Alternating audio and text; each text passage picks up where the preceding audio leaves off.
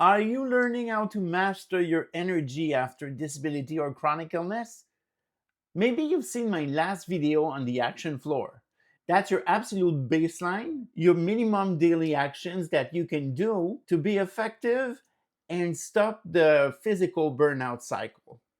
If that is new to you, I suggest you go watch the previous video. I left a link in the description.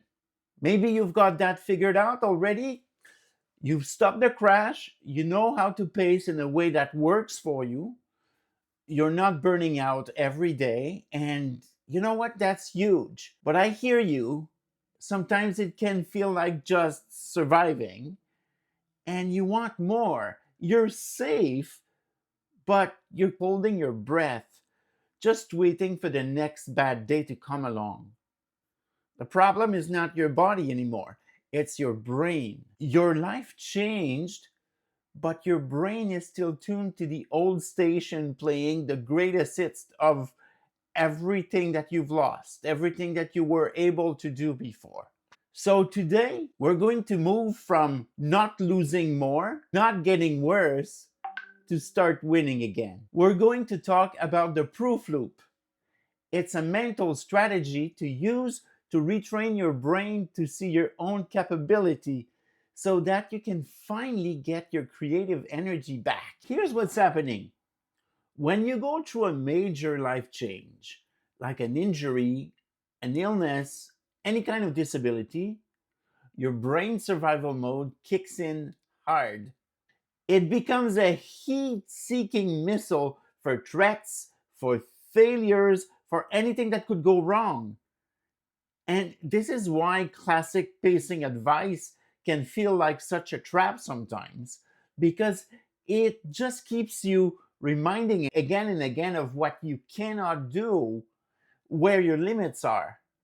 And you're constantly monitoring for the next crash. And there's a silent thief in all this: your own memory. Your brain is in survival mode and it actively deletes your wins.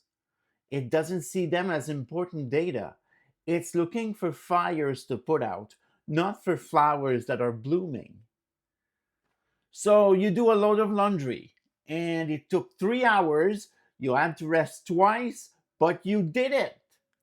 Your brain immediately goes to, well, that took 3 hours. That doesn't count. That thought, that's the glitch in action. You have a decent conversation with a friend, even though you didn't feel like it, and you think, oh, I was probably boring. You prep some vegetables for later while taking breaks, and you focus on the mess, not on the fact that future you has one less thing to do. And this creates what I call a poverty of spirit. It's this constant background feeling of failure. It drains every drop of creative energy that we have. Without a system to actually notice our wins, our brain's story about ourselves is that we're always stuck in the past. This is the real gap between being physically safe and actually starting to build something new.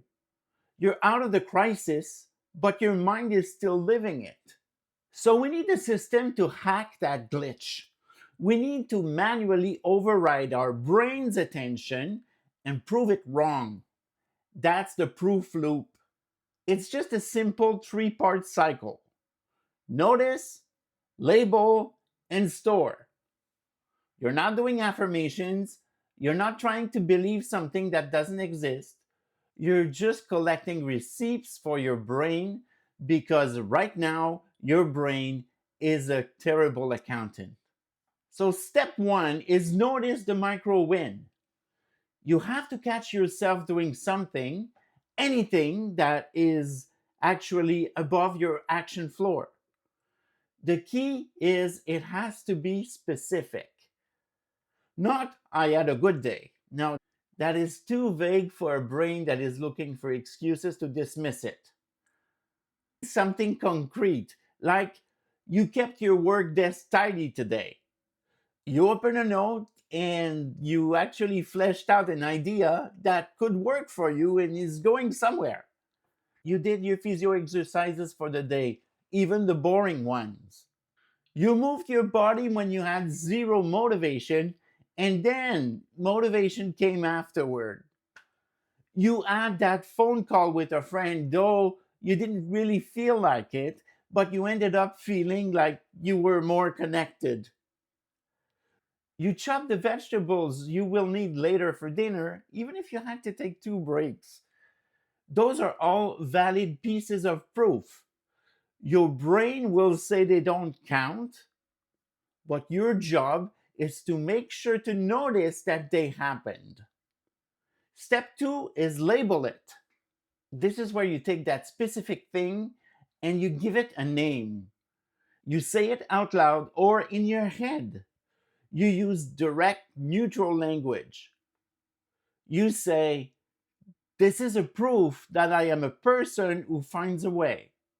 Or, "This is proof that I can follow through my plan." This is not positive thinking, it's accurate thinking. You're not saying, "Oh, I'm so amazing." You're just making a factual statement about an event that just occurred. It's the difference between "I'm a tidy person," which feels fake, and "clearing my desk is proof that I can create order," which is just a report. Step three is store the evidence. This is the non negotiable part. Your brain cannot always be trusted with this memory right now. It will delete it. So you need an external log. The simplest version is a wind jar, just a physical jar where you write the proof on a scrap of paper and you drop it in. Prepared veggies took 2 breaks. That's it.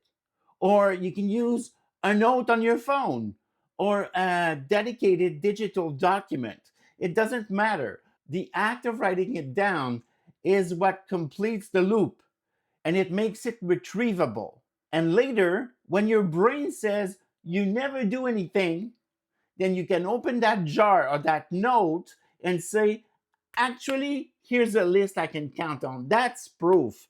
It's a ledger of your capability. Now you'll do this and you'll wonder how long it takes before it stops feeling silly, before it actually starts feeling different. The research gives us a really clear window for that.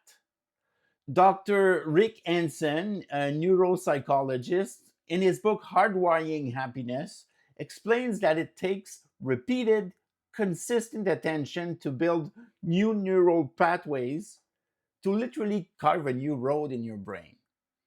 He calls this taking in the good practice, where you need to hold positive experiences in your awareness for about 20 to 30 seconds to help wire them in. And the structural brain changes, like calming down an overactive amygdala, which is your brain's stress alarm center, it takes about 6 weeks of consistent daily practice. Studies on mindfulness and cognitive behavioral show similar timelines. When people practice noticing positive experience or challenging negative thoughts every day, brain scans after 6 weeks start showing reduced activity in the fear and stress center and more activity in the prefrontal cortex, which is the decision center where we also handle making plans. This is not just feeling better, it's physically changing how our brain processes information. Here's what it looks like on the ground. For the first 2 weeks, maybe three, your brain is going to fight you. It's going to tell you that this is pointless, that these wins are pathetic, that you're wasting your time, and that you should do way better. That's normal. That's the sound of the old, well worn deficit pathway screaming as you start to build another road right next to it in your mind. You're not failing because it feels hard. The hardness is the work. Then around week 4 or 5, something actually shifts. You stop trying to find wins and you start noticing them automatically. You'll finish your physio and think, huh, prove that I can stick to my commitments, almost without effort. The proof starts to feel less like a chore you're forcing and more like a fact that you're observing. And that's the belief change that is starting to kick in. The new neural pathway is getting trafficked. This time matters because it turns the whole practice from vague self care into concrete time bound experiment. You're not waiting around to feel motivated. You're collecting data for 42 days to rewire the story that your brain is telling about you. You show up, you notice one thing, you label it, and you store it. And the motivation comes after the action. After about 6 weeks of that action, the structure of your brain begins to match the new data. That's amazing. Creativity is a luxury function for your brain. It won't do it when it feels like a failure. When you complete the proof loop over 6 weeks, it builds a foundation of safety that is not just physical. When your brain has enough proof of your basic capability, then it finally relaxes out of survival mode. That's when the what if energy returns. What if I tried this small project? What if I reached out to that person? You start winning again, not by doing more, but because you let your brain see that you're already doing it.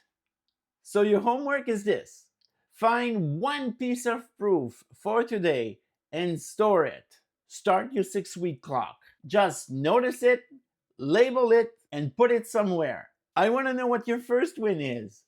Drop a comment.